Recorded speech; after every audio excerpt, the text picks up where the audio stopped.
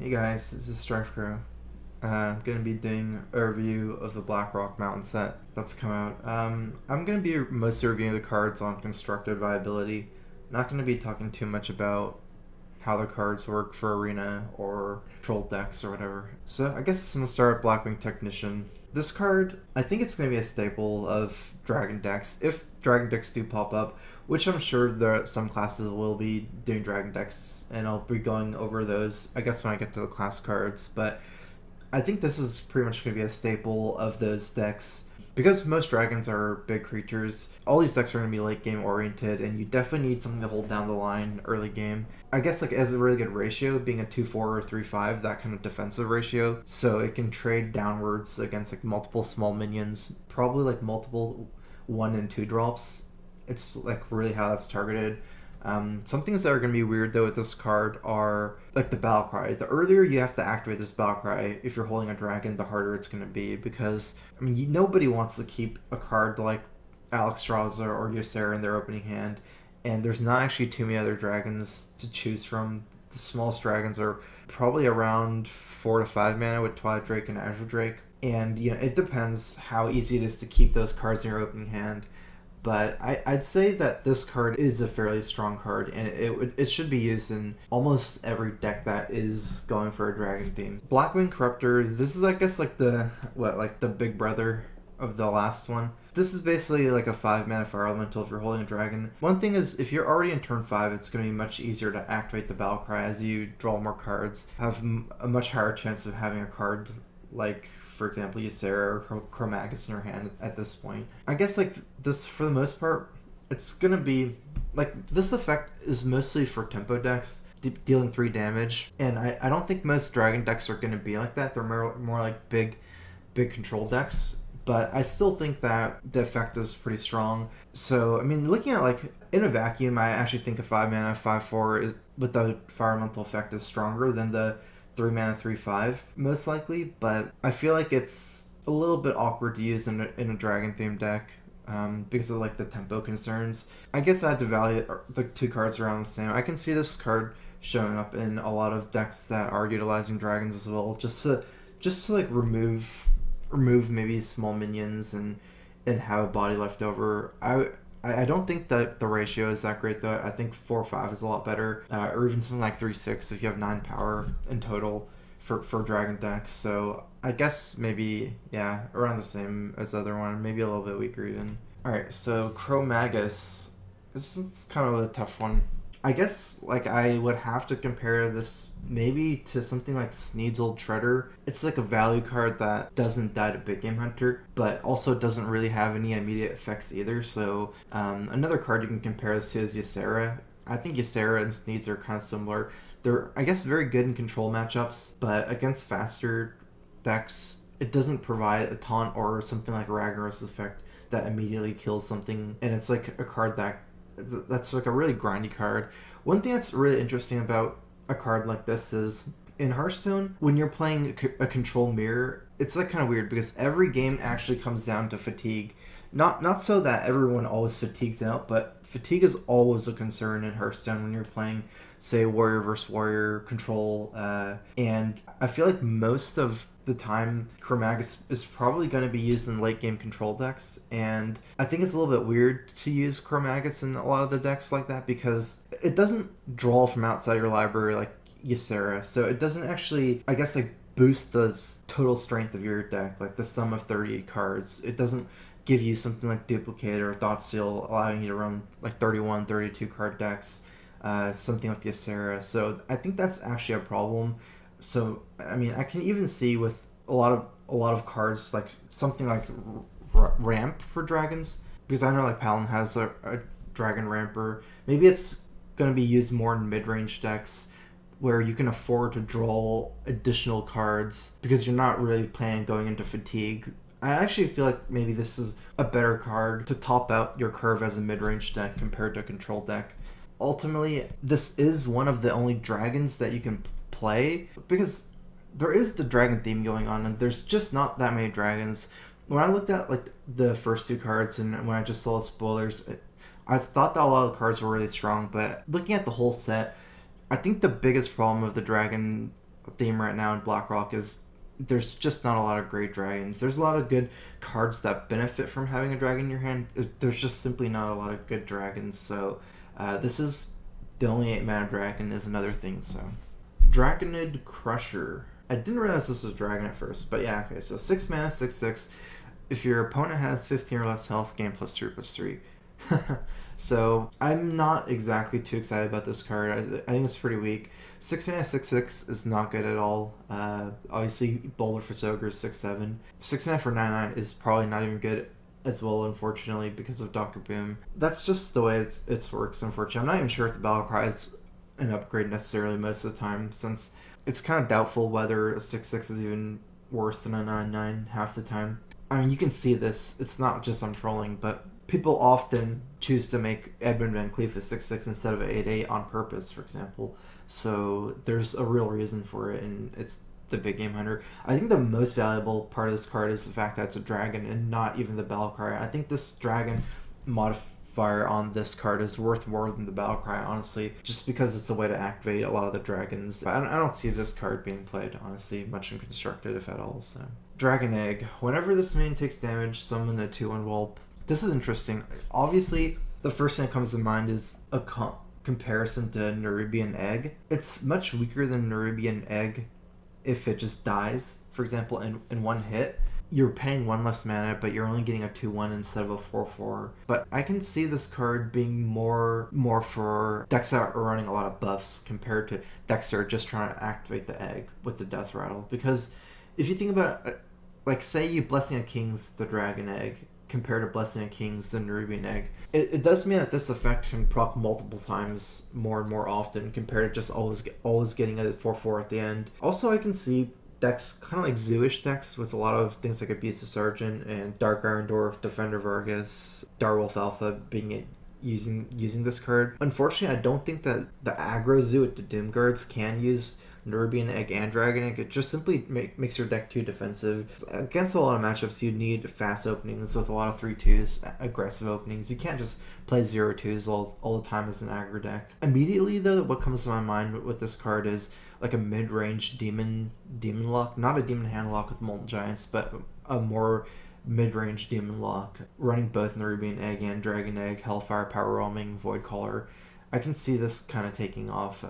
One of the big problems with the Demon Warlock, mid-range Warlock right now, is that there's not a whole lot of incentive to play it over a Demon Handlock, just going big with Twilight Drakes and Giants and stuff, Molten Giants, because there's not a lot of good things to do before turn 4 other than playing Nerubian Egg, and I don't think it's enough. With Dragon Egg, maybe there's more incentive as well, and we'll get to some of the Warlock cards as well. Imp Gang Boss, that's a really cool one as well. So yeah, I think this card definitely has some potential in some of those decks. I think it's pretty good. Dragonkin Sorcerer, 4 mana for a 3/5. Whenever you target this minion with a spell, gain +1/+1. So I guess what immediately comes to mind is Violet Teacher comparison. It's basically the same-ish card, except, well, first of all, you have to target this minion with a spell, not cast any spell. You lose a lot of synergy there. You can't coin. You can't like do something like coin Frostbolt to get 2/1/1s. I think that it's basically a lot more limited, even if the +1/+1 sometimes is better to have on the minion compared to summoning an apprentice, a 1/1 apprentice. Honestly, I think the biggest implication here of this card, again, it's kind of similar as the Draknoid Crusher, the 6/6. I think the biggest thing here is that it's actually a dragon, because, again, there's a very limited amount of mid-range dragons, or even small dragons. The only dragons right now are the 5/9 drops, the Alexstrasza, Malekith, Onyxia set, and then Deathwing. They are adding in a couple more big ones as well, but it's really these mid-range dragons that there's a big deficiency in. Unfortunately, I don't think that this is strong enough as a 3/5. You're losing taunt over Senjin, and it's not a Pie Shredder either, with how good Shredder is. Yeah, I don't think this card is actually that great. I mean, looking at just the power wise, it might be too weak, even though it's a dragon, and I think most of the time you're better off using something like Azure Drake or even Twilight Drake. It's really hard to justify using this over even Twilight Drake as a 4-drop. So I mean, there's not a lot of spells that target a minion. You'd have to run things like Blessing of Kings and Might, or things like that. And that's really limited compared to just general spells. So Emperor Thaurissan, super powerful card. 6 mana, 5/5. At the end of your turn, reduce the cost of cards in your hand by 1. So this just might be, I guess, like the most obviously powerful card of this set. It's probably like, the spike card. What I'm thinking is that you can almost think of this as at the end of your turn, draw an Innervate, or maybe even a couple of Innervates, since if you cast 2 cards the next turn, that's basically an Innervate. You cast 4, that's 2 Innervates. It's not just that, though. I mean, you're unlikely going to play 4 cards the next turn, but those cards are all going to be reduced for the rest of the game. So, 2 turns from now, you're still going to be cashing in on another Innervate and things like that. And you get it at the end of every turn. Card maybe you can compare it to is like Hogger, for example, 6 mana for a 4/4. That's another card where at the end of the turn you get value, you get a 2/2 with taunt every turn. But yeah, the body on Emperor is bigger, it's a 5/5, and the effect just might be stronger. I think that's like, this card can just change the whole dynamic of the game when you play it, because say you play Emperor Thaurissan as a Druid, and now, since so much of playing against Druid is like thinking about combo and things like that, immediately you can think of like turn 7 combo, perhaps turn 9 double combo. You can even get double Force Nature, double Savage Roar from 1 turn of Emperor Thaurissan sticking with 2 Innervates. I think it's possible for 10 mana. Yeah, because so Force Nature, Savage Roar, Innervate. But anyways, like, if this card sticks around for multiple turns, I can see it just completely crushing the game. And it's actually not too weak. Even though 5/5 is not exactly like the biggest minion, we can kind of see that from Ancient Allure, that 5/5 is like kind of like one of the perfect ratios of Hearthstone. It's just like, it's not so big that it dies to BGH, and there's a lot of like 4/5s, and I don't know, it's just like 5/5, even though it's not so big that kind of like the numbers kind of just line up perfectly. I think this is a very strong card, and it's might even be the best card of Blackrock Mountain. Grim Patron. Whenever this minion survives damage, summon another Grim Patron. 5 mana for a 3/3. I mostly see this being played in, obviously, Warrior. I don't think this card is really playable if you play it as a 5 mana 3/3. I think you immediately need to start proccing multiple Grim Patrons. For example, Deathspite Whirlwind immediately could make this pretty powerful, because then you'd have a 3/3 and a 3/2, and they both have the effect of summoning another Grim Patron. That already makes the card pretty strong, but a lot of the problems with Warrior is you're already falling behind going into your 5-drops. So it's hard to have a weak 5-drop unless, it works out really good for you, like perfectly. Another thing is, summoning a whole bunch of Grim Patrons is always going to be weak to AoE. So like, this card is like, you're really incentivized to combo from this. Do something like a Pyromancer combo or multiple Whirlwinds on the same turn. And it kind of means that you're all-inning on this card. And just all-inning to summon a whole board full of Grim Patrons is not that powerful. It's not like something like all-inning to kill someone, for example. Like all-inning, like spending 4-card combo to do like 25 damage with like Druid combo or a charged combo with Warrior with Raging Worgen. If you combo Grim Patron, all it does is, even if you have a full board of like 7 Grim Patrons, ultimately a lot of decks can still deal with it with just simply a Hellfire or a Flame Strike. So I do feel that it's probably not going to be the most powerful card. I think it's more of like a neat little card, but I don't see it being too competitive, unfortunately. So Hungry Dragon, 4 mana for a 5/6 dragon that summons a random 1-cost minion for your opponent. So I guess the cool thing about this card is it really rewards you for having board control. It also has like very good synergy, for example, with Fire War Axe for Warrior. And Warrior is one of the classes that can really benefit from going dragons, because it's one of the classes that already do use a lot of, maybe not a lot, but some dragons like Alexstrasza. And also it goes late game as well, the Warrior control deck. One of the important things is that this is a dragon, and you can use this with Tinker, the Technician, the 3/5 for 3 mana. So I think this is powerful. Originally I thought that this was like really powerful, but I've had to downgrade my assessment since then. There are a lot of 1-drops that could be really annoying. Things like Flame Imp, maybe even Zombie Chow, and sometimes this card might seem like a win more card, because if you don't actually have board control, like say with a Fire War Axe or a minion to kill their 1-drop. It might even potentially be worse than a Yeti or a Shredder. And you're not really even competing with Yeti at this point. You have to compete with Shredder now. If they just get a 2-1, they attack your Hungry Dragon with it, becomes a 5-4. 4-mana 5-4 is not even nearly as good anymore. And they can do worse than that, like Snowball, like for example, power roaming the minion. Again, I think that the most relevant part of this card is the fact that it's a dragon. And I think I see this card being used in Warrior the most because it has a lot of synergy with Fire War Axe. And I can see it being used in Paladin as well because Paladin has probably the best dragon, I guess, in the 5 mana for a 5/5 dragon that makes your next dragon cost 2 less. So you can potentially get a Hungry Dragon for 2. And also, Paladin is another class that can potentially deal with these random 1-cost minions really well. If you go with a muster for battle on turn 3, a lot of times your weapon can kill the 1-drop, or you can just simply use a couple of your dudes. So, Majordomo Executus. Okay, so as cool as this is, I'm gonna have to rate this card a 0 in constructed viability. So I'm not gonna rate every card on a number, but I guess like say if I have to rate a card like 0 to 5, with 5 being Dr. Boom level and 0 being Magma Rage level, this would be a 0.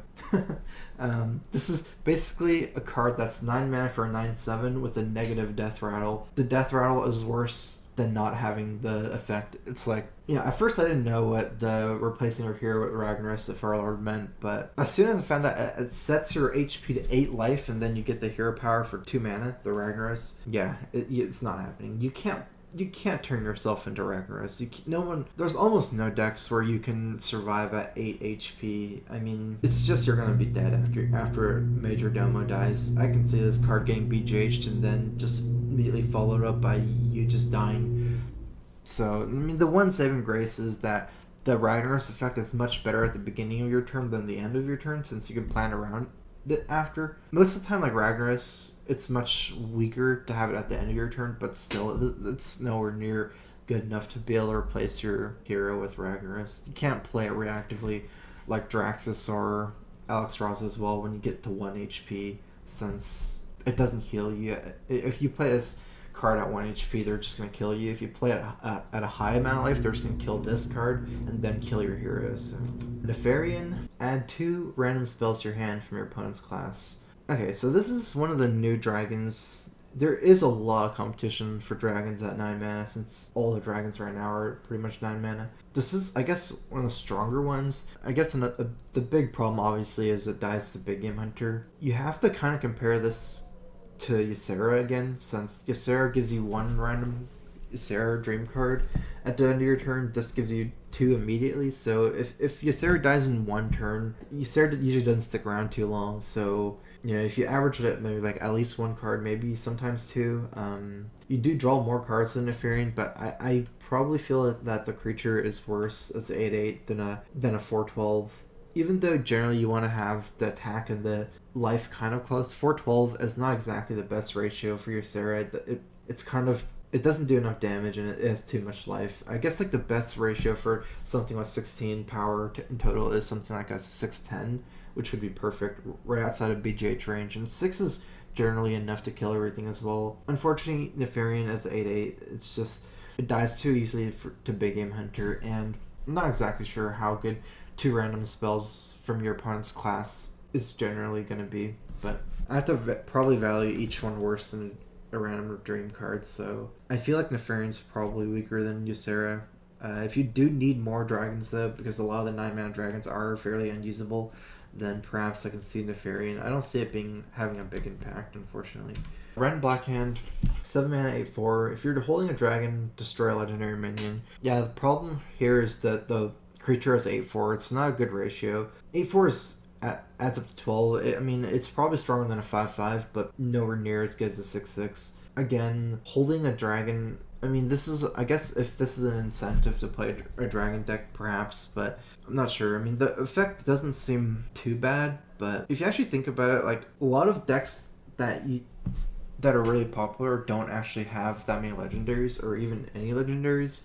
Like Face Hunter in Zoo, like a lot of the aggro decks, even mid-range decks like Druid and mid-range Paladin, for example, it's not just overloaded with a lot of legendaries. One of the biggest implications of Rend is it's a way to deal with Loatheb, because Loatheb usually locks you out that turn, and Loatheb is not in big game hunter range. So this is one of the best ways to deal with Loatheb if they play it around when you have mana to play Rend Blackhand. Obviously, the other one, the big one, is Dr. Boom. I don't think people are going to be able to Rend Blackhand Sylvanas, since they're going to get this card stolen by the Death Rattle of Sylvanas for the most part. So I think for the most part, this could be like another big game hunter that also kind of works on Loatheb. And there's weird things that are Archmage Antonidas, so I guess I don't see this being a big game changer, but I think it's... You never count out situational cards. All the situational cards can impact the metagame a lot. They kind of rotate in and out, so it's probably not going to be a core card of any deck. It's more like another situational card that can rotate in and out depending on what you're going to play against. But an 8/4 is not exactly the best kind of body. So Volcanic Drake, 6 mana for 6/4, costs 1 less for each mana to die this turn. As much as cool as that effect is, I think that this is pretty much going to be, I don't know, kind of unusable. I mean, so you have to think about how much mana this card would cost in order for it to be good, right? So would you play a 4 mana for a 6/4? Maybe. No one plays a 4 mana for a 5/4. Obviously 3 mana for 6/4 is amazing. So it's somewhere around 4 mana, and you need to have 2 minions die this turn in order for it to cost 4 mana. Another thing is it's a dragon, which is a huge part. I mean, it's ultimately just a vanilla 6/4. If you're going to play like a combo-ish type deck, for example, trying to like Flame Strike or Frostnode Doomsayer, drop down Volcanic Drakes in the same turn, you're not really benefiting from the dragon theme. And if you're trying to build this into a dragon deck, then I think it's very hard to proc the cost less part of it for the most part. So yeah, I don't have a whole lot to say about this one. I don't think it's that great. Okay, so I guess that's all the neutral ones. I think a lot of classes are more interesting, so I'll be going over those now. Alright, Axeflinger, 4 mana for a 2/5. Whenever this minion takes damage, deal 2 damage to the enemy hero. First thing is, like, if you think about how big a minion needs to be at 4 mana, something like a 4/5 would be okay as a chill one, yet this does have the additional effect of whenever this minion takes damage. So, at worst, this minion deals 2 damage to enemy hero, and you can proc the effect a lot, I guess. Even if you proc 5 times with 5 whirlwinds, it does 10 damage. I mean, that might seem like a lot, but it's really hard to get that many whirlwind effects in. I think the biggest implication of Axeflinger is that it's like, you don't really use it in a combo deck. You use it in more like a beatdown deck that randomly whirlwinds a couple times with Deathspite, perhaps. The biggest part of this is not when you activate it yourself, it's more like whenever your opponent wants to kill it, say by just attacking it with a minion or a weapon, they are at least guaranteed that 2 damage, and it's kind of hard to kill 2/5 in 1 shot sometimes. Maybe you're killing in 2 shots, so you're taking 4 damage. I guess the big problem with Axeflinger is this is not an effect that Warrior usually wants. Warrior has a very hard time being an aggro deck, just because they've always been held back, even with some really good aggro cards like Korkron Elite and how much damage all the weapons can do. Warrior has always been held back by their hero power for aggro decks. It's just simply, you can't it's not really efficient to try to rush someone down and armor up yourself. It's much better to have something like 100 hero power. So yeah, I don't think this is that strong, but Core Rager. Okay, so this is one of the new Hunter mechanics. Both Hunter cards have this mechanic. If your hand is empty, gain +3/+3. I think I'm going to talk about it a lot more during the other Hunter card, because that one's more interesting. Honestly, I just don't think this is very good. Again, if you do get the Battle Cry, you'll get Big Game Hunter. That's kind of like a 4-drop is kind of the limit, where it doesn't matter that much to get Big Game Hunter, but still, I mean, no one plays a 4-mana 5/4 beast, the Tall Long Strider, and this effect is actually much harder to activate than people think in Hunter. And when I go over the other card, I'll talk more about it, but I think this effect is going to be played in different types of Hunter decks than we see nowadays. So, but yeah, it's 4-mana 4/4 beast is not good. 4-mana for 7/7 beast is, I mean, it's probably good, but it's not that great. So this is not good. Not a good card. Dark Iron Skulker, 5 mana for a 4/3. I guess Battle is basically AoE backstab on enemy minions. It really does play to Rogue Strength, this card. I kind of like the design of this card. I really like the undamaged enemy minions part of this compared to just 2 damage to everything like a Consecrate, because one of your win conditions as a rogue is basically to kill the enemy's minions on the same turn you develop minions, and you really snowball from there. Like, that's rogue's specialty. You know, you have cards like SI Agent, you have weapons, you have things like Prep, you have weapons that can stick from last turn. Like, most of rogue's game plan is based around this concept. And this is a way where you can add a powerful card that doesn't get too powerful, because if this could combo with Backstab, it can both Backstab and Skulk or something. It's just too easy to take that initiative as a rogue. I know, like, when you're playing against rogue, the most painful thing is when they do finally take initiative, or when they do take that initiative and you're trying to play from behind as a rogue. It's very hard from there, because you never feel great dropping minions against rogue when you're behind. There's cards like Sap, and then they always have very good removal as well with the weapons and Eviscerate and Blade Flurry. So yeah, I like this card a decent amount, and I think it's a pretty powerful card. I don't play that much rogue, but I'm sure rogues are going to fit in this card in their deck at some point. I mean, I didn't think Tinkerer was very powerful when I first saw it, and rogues managed to fit that in. I mean, this is basically exactly the type of effect that rogue wants. So, Demonwrath, 3 mana, deal 2 damage to all non-demon minions. So yeah, I mean, this is one of the decks that could make the mid-range demon lock work really well. There's more and more demons coming in. Like, at first, before at vanilla Hearthstone, there weren't actually that many demons. Now there's just more and more demons. You can actually see a card like Demonwrath making sense, because, you know, before there you can't play all Demon Warlock, but now there's more and more. Perhaps you can play a very heavy Demon Warlock and then add in things like Nerubian Egg and maybe Dragon Egg, where you don't really mind dealing 2 damage to them. In fact, you might even prefer to deal 2 damage to them and run a card like Demonwrath. If you can think about it as like a 3 mana deal 2 damage to all enemy minions, not your own minions, it should be pretty strong. But unfortunately, even then, it's still not going to be too great. I mean, Consecrate is 1 more mana to deal 2 damage to only enemy minions, and it deals 2 face damage as well.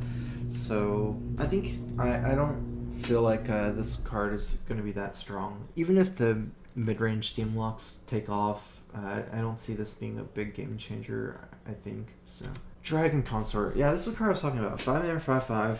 The next dragon you play costs 2 less, so this is very powerful. 5 mana, 5/5 is already a pretty powerful body. I mean, you can get stronger 5-drops, basically. I mean, people don't play a 5 mana for 4/7 generally, even though there are 5 mana 4/7s. So I mean, it's not the 5/5 is just, it's that great for 5. Lotheb has a battle cry as well, but you can kind of think of this as 5 mana 5/5 draw and innervate. So it's kind of similar to Azure Drake in a way, because Azure Drake, you get a 4/4, but you get the spell power. I think 5/5 is easily way better than 4/4 with spell power. A lot of decks that use Azure Drake don't even benefit from spell power that much. It's just more like for the draw effect. This doesn't draw from outside your library, but you know, it is basically drawing an innervate, and you do have to play a dragon deck for you to play Dragon Consort. So I think it's good. Yeah, I mean, it's very powerful. I like this card a lot. It's just dragons don't go easily in Paladin, since most Paladins right now are mid-range. But I can see new dragon control decks coming out for Paladin just because of this card. I don't think there'd be a whole lot of reason to play a big controlled dragon Paladin without Dragon Consort. So, and also Paladin has a lot of 5-drops in like Quartermaster already, and I like how this one is like another direction. It takes it in another direction for Paladin, because you're almost never going to use a deck with both Quartermaster and Dragon Consort. They're like different types of decks. So, Dragon's Breath, 5 mana for a deal 4 damage mage card. Cost 1 less for each minion that dies this turn. So yeah, the problem here is, does mage really need more fireball effects or frostball effects? I mean, a lot of mages do cut fireball already, and it's hard to really fit in a worse version of those cards. It's too hard to proc. So I really see this card only being played in mage decks that really want a lot of burn. For example, something like Freeze Mage, or even maybe new decks mages that come up, something like a more combo type mage. I mean, there have been kind of like 1-turn kill combo mages running Sorcerer Apprentice with the Ice Lance combos and spell power, such as Blood Mage.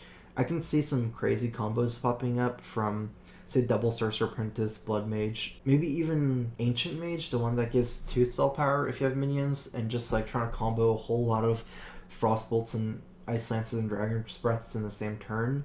You still are going to have to kill minions, though. It might be that you can do something like a Flame Strike or Doomsayer from last turn, but then it's going to be hard to get all the Sorcerer Apprentice off. But yeah, I mean, I can see this being played in very heavy, like, 1-turn kill mages. This is not going to be played in a mage deck that's like a tempo mage trying to ride. You're never going to really want to proc this effect with minions and then Dragon's Breath, right? Because, like, say you're a tempo mage, like Mana Worm or whatever, and you're trying to snowball on creature damage. You don't trade the minions and then fireball them in the face. You fireball the minion and then hit them in the face with your existing minions. So it doesn't really work like that. You can't play Dragon's Breath in minion-based aggro decks. It's more like, because you can't trade off your minions and then Dragon's Breath. It's like the opposite. So Druid of Flame, I do remember reading about this, that it's a beast, but a 3-mana 2/5 or 3-mana 5/2 is not going to be very powerful, I think. The ratios are kind of too skewed, I feel. A 3/4 or 4/3 is probably stronger. No one plays the 3-mana 4/3. I mean, there's Injured Blade Master already. That's a 4/3 for 3. No one plays that. 3/4, there's Spider Tank. I just don't feel like this is good. The choose one, I just don't feel like you will ever almost choose the 5/2. This is a pretty skill-based card. A lot of players will be, like, if you're good enough, you can make the right choice. I mean, for the most part, people are going to play as a 2/5, but if you can really find the times to play as a 5/2, it's going to benefit you. But unfortunately, I don't think that matters enough, and I don't think the beasts matters enough either. So Fireguard Destroyer. This is actually really powerful. It's basically, shamans don't have a lot of great 4-drops right now. Oftentimes, there's the Pious Shredder. Not a lot of whole other things you have as 4 mana as a shaman. The good thing about this is you can play Fireguard Destroyer on turn 4 and still play the Fire Elemental on turn 6, because you overload your turn 5, so you can just play something else. And this is not going to mess up your Fire Elemental turn. This card is very strong. 4 mana for... Basically, it's a 4 mana for a 4/6 to a 8/6. So anywhere between... Wait, no, 7/6. Yeah, so anywhere between a 4/6 and a 7/6. The 7/6 does get BGH, but again, like, 4-drop is kind of the limit. I guess it's technically around 5 mana, but it's not... First of all, it's kind of rare that it even gets BGH, but it's not that much mana, so it's not so brutal to get BGH as well. I mean, I basically think this is going to be a core shaman card. It's one of the... So yeah, that means that this card is a very, very, very powerful card, because it's rarely that a card is added that becomes a core card, something like Swipe level core card or Shield Mini Bot level core card, and, like Fire Elemental level core card. And I think I can see this being basically in every single shaman deck. So this is pretty much going to be one of those, like, 5 out of 5 or 4.5 out of 5 rated cards. Very, very powerful. Like a game changer for shaman, I guess, is because it might be a little bit weak. So Flamewaker. Oh man, this is probably my favorite card of Blackrock Mountain, if only because I really like... I just really like this card. I don't know if it's the strongest, but I do think it's very powerful. 3 mana for 2/4. After you cast a spell, deal 2 damage, randomly split among all enemies. You can kind of compare this to, like, Violet Teacher, Gadgetzan, Archmage, in the fact that, like, you get value from it after you cast every spell. I do think that effect is probably stronger than the 1/1 from Violet Teacher, and... like, the earlier you can get this kind of effect, the better, because you can combo it easier with spells. It's kind of like a must-kill minion. A 2/4 for 3 isn't exactly bad. Something interesting is that Mage doesn't have a lot of good 3-drops if you're playing tempo mages, other than Kirin Tor. Basically, like non-mech tempo mages. Something like the tempo mage that people have been playing with Mana Worm and Frostbolts. I forgot the card. 2 mana deals 4 damage. Anyways, tempo mage. Also, it could be good in something like a Grinder Mage that I've played before, where you're trying to get a lot of value from Echo and Duplicate, and a lot of the problems with that deck is you never really had a strong 3-drop. Basically, you were stuck playing like BGH and MC Tech as your 3-drops for the most part, and you just didn't have anything solid on 3. Having a 2/4 that really gives you a lot of benefit from spells is really good. I think this is much better than the GVG 3-drop that Mage got, the 3 mana for a 3/3 mech with spell power. I mean, so many of spell power actually surprisingly is not that great on Mage, because spell power really benefits AoE spells like Swipe and Consecrate, like things like that, or Fan of Knives, a lot more than single target. And unfortunately, Mage doesn't actually have any AoE until late game Flame Strikes and Blizzards, and so early game spell power just doesn't work out too well for Mage. And this is like a way where you can get this kind of like a pseudo spell power and also get benefit from playing Secrets and Arcane Intellects and Unstable Portals. I mean, I'm not counting Arcane Explosion as AoE because it's so weak. So, Gang Up. Choose a minion, shuffle 3 copies of it into your deck. So this is kind of cool. I don't know. Honestly, it's hard for me to judge this card. Rogue is a class that fatigues out a lot just because of how it works. You're either double sprint or you gadgets in. You're drawing so many cards, and a lot of times Rogue, you actually have trouble killing your opponent before you run out of cards at the end. It's like a really common scenario, especially playing something like Rogue versus Warrior. I do think that at first, like, because I have like kind of like a Magic background, this kind of effect would be like awful. I initially undervalued this kind of effect a ton in Hearthstone. I actually think that this card is actually pretty interesting, even though it's like basically you're paying 2 mana for nothing. Like, you're paying 2 mana for a spell that does nothing immediately. It's like it doesn't draw you cards. It basically does nothing. It doesn't kill anything. It's just 2 mana go bye, but it makes your deck better. I'm having a hard time doing this one, so I'm not sure. But I know that rogues do use the weirdest things, so Gang Up, perhaps they'll use it as well. Imp Gang Boss. So this was the card that I initially thought was the strongest card in Blackrock Mountain before I saw Emperor Thaurissan. I think a lot of people might underrate this card. I'm not sure, but because the reason why I think this is so strong, you can't compare this card to something like Grim Patron, for example. It's not when it takes damage and survives. It's whenever it takes damage. So if you want to think about it in another way, you can almost think of Imp Gang Boss as a strictly better version of Harvest Golem, because a Harvest Golem is basically a 3 mana for a 2/3. That when it dies you get a 2/1. This is basically a 3 mana for a 2/4. Which is bigger, that when it dies you get a 1/1. So just that part is already very comparable to Harvest Golem, if not better already. And the fact that it's not when it dies, because even if someone one-shots the Imp Game Boss, you'll still get a 1/1 like a Harvest Golem. Otherwise though, you can get multiple Imps perhaps. You start trading with Imp Game Boss multiple times, you can get multiple Imps as well. It's really good to buff this minion, for example. If you buff this with Defender of Argus, or the like, it can get insane value. It's also a demon, which Warlock desperately needs more of. This is like a card that really enables Void Color combos for more mid-range Warlocks instead of just like using Draxus and Mal'Ganis. I can see this being used in basically any non-handlock. Probably handlock's not going to use it because they generally want to tap, but Zoo is, no one's going to use Harvest Golem over Imp Gang Boss on Zoo. People don't use Hearthstone all that much in Zoo, but Imp Game Boss is extremely strong. I would say it just seems like an insanely high value card, even if it doesn't look at it on first glance. If you just think about it, compare like the Harvest Golem perspective, you can see this card being super strong.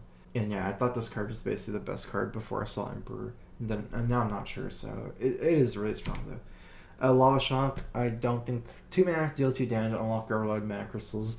I don't have a lot to say about this one. I don't think it's very good.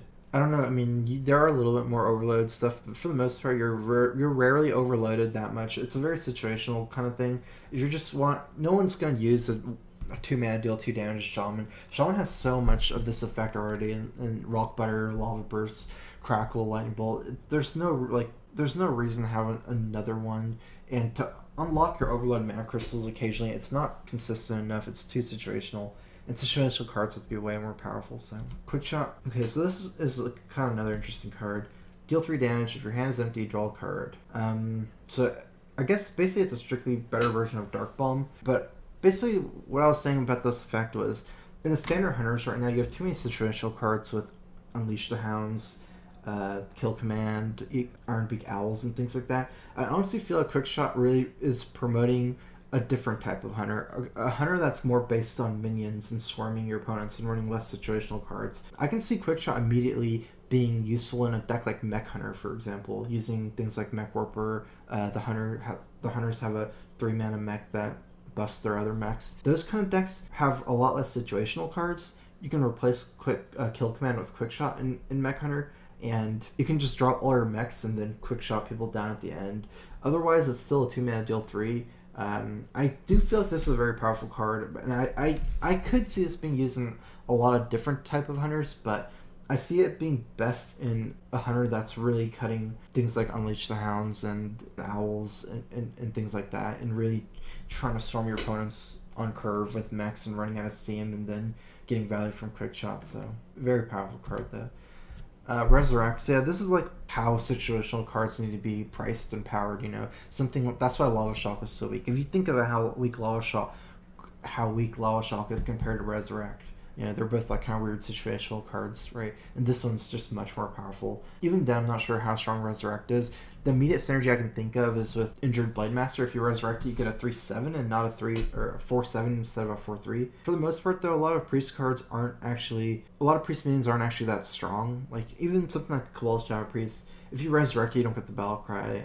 And Priest is a class that generally doesn't use a lot of big minions. We'll have to see if this card is used. Priest, though, does like a lot of variety of effects, but unfortunately, Priest is so synergy based as a control deck that it's hard to add in another situational card that doesn't line up with like the Shrink Master combos with Cabal and the Pyromancer stuff, kind of. So yeah, I'm not sure. It might be used in a new type of like controlled Priest that's using bigger dragons, and it also might be used in, I don't know, if you're trying to get Injured Blademaster somehow. Revenge, 2-mana Whirlwind. If you have 13 or less health, deal 3 damage. And 12 or less health, deal 3 damage instead. I don't think it's very good. Whirlwind isn't great. I don't even know if this is better than Whirlwind. Probably worse. Having 12 or less health, like if you want a card that you have 12 or less health to be powerful, you can just play a Molten Giant at 0 mana for 8/8 pretty much. So I don't have a lot to say about this, so I don't think it's good. And this video is kind of running really long, so. Solemn Vigil, 5-mana draw 2 cards, costs 1 less for each mana die this turn. It's kind of hard to say. I don't think this is that great. I mean, if you think about, like, a lot of times people are saying that you can just suicide a lot of your own dudes to draw cards.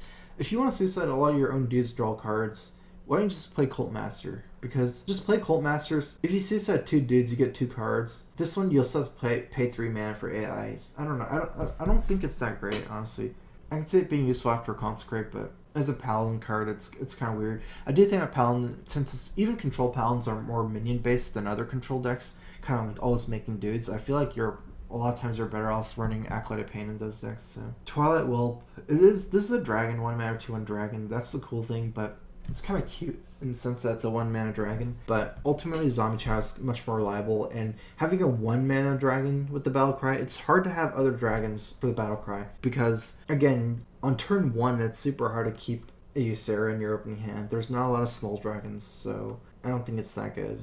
And honestly, if priests just want a 1-mana 2/3, they generally don't care about healing your opponent with Zombie Chow. And also Zombie Chow has synergy with Alkanite anyways, so 9 mana, 7/8.